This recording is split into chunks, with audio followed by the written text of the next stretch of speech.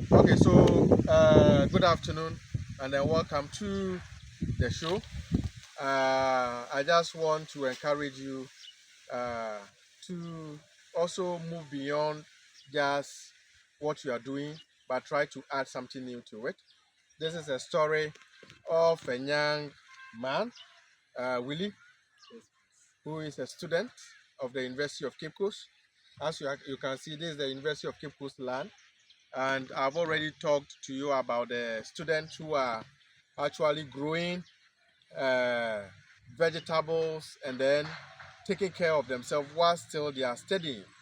But there's one particular student who decided to change the norm.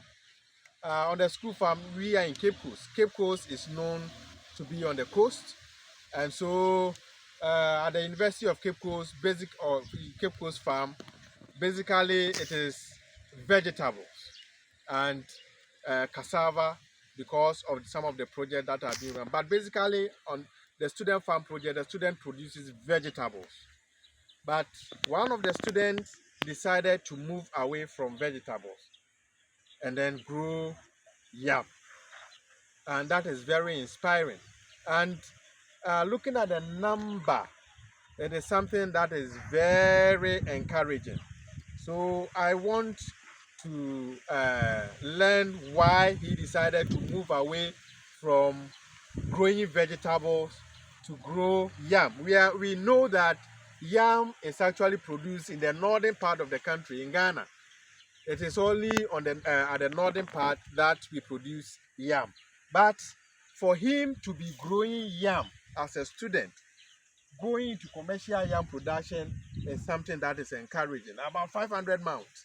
It is very, I myself as a professor, a university lecturer, wouldn't have also talked about them going because I didn't know much about yam commercial production of this particular variety being viable. But he has proven us wrong.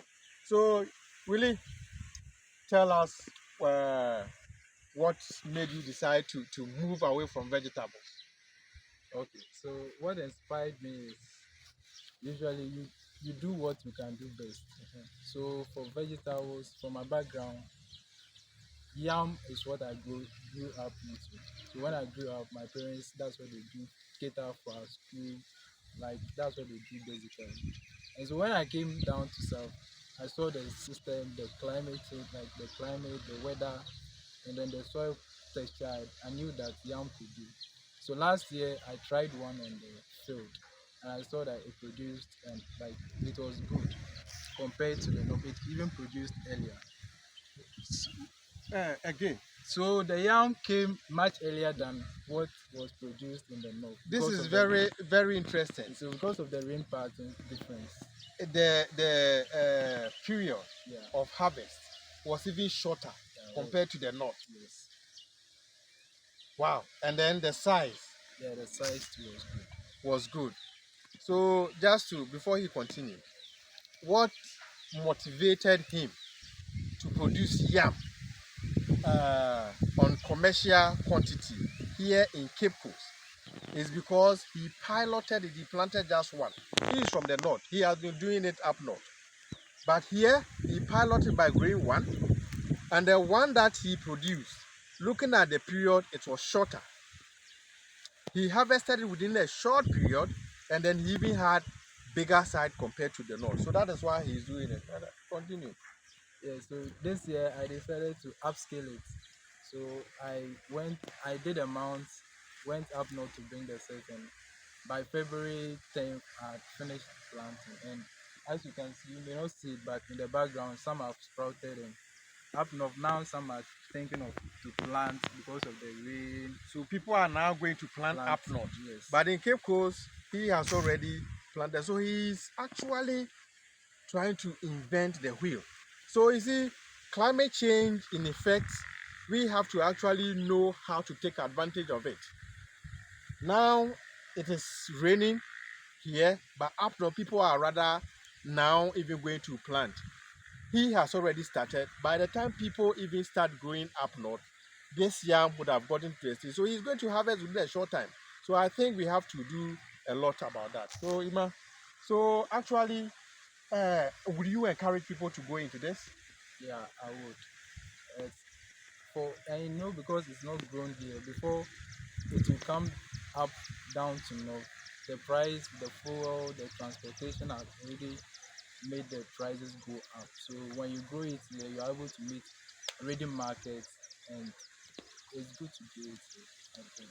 So when it comes to, so what he's also saying is that now from up north down south, the prices will increase.